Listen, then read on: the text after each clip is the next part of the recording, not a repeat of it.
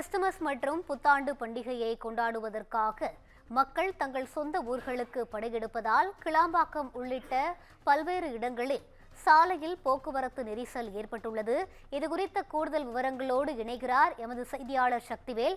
வணக்கம் சக்திவேல், முழு விவரங்களை பதிவு செய்யலாம். நிச்சயமாக வணக்கம் ரூபி. அரையாண்டு தேர்வு முடிந்து நாளை முதல் பள்ளிகளுக்கு தொடர் விடுமுறையானது விடப்பட்டுள்ளது. மேலும் கிறிஸ்துமஸ் பண்டிகையும் வர உள்ளதால் சென்னையிலிருந்து லட்சக்கணக்கான மக்கள் தங்களது விடுமுறையை கழிப்பதற்காக தென் மாவட்டங்களை நோக்கி படையெடுக்க தொடங்கியுள்ளனர். இதனால் வண்டலூர் பகுதியிலும் கூடுவாஞ்சேரி, கிளாம்பாக்கம் உள்ளிட்ட பகுதிகளில் கடும் போக்குவரத்து நெரிசலானது ஏற்பட்டுள்ளது. குறிப்பாக பயணிகள் தங்களது பயணத்தை அரசு மற்றும் தனியார் பேருந்துகள் மூலமாகவும் வேன், கார் உள்ளிட்ட வாகனங்களின் மூலமாகவும் பயணத்தை மேற்கொள்வதால் சென்னையிலிருந்து திருச்சி செல்லக்கூடிய அந்த தேசிய நெடுஞ்சாலையிலானது கடும் போக்குவரத்து நெரிசலை ஏற்பட்டுள்ளது. சுமார் 4 கிலோமீட்டர் தூரம் வாகனங்கள் அணிவகுத்து நிற்கக்கூடிய அந்த காட்சிகள் நம்மால் பார்க்க முடிகிறது. சாரையாக சென்னையிலிருந்து வரக்கூடிய வாகனங்கள் ஒன்றின் பின் ஒன்றாக அணிவகுத்து வரக்கூடிய காட்சிகளும் நம்மால் தெளிவாக பார்க்க முடிகிறது.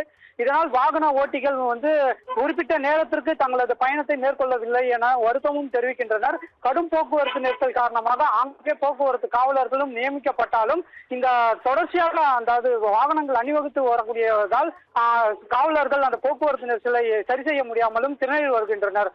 ரூபி.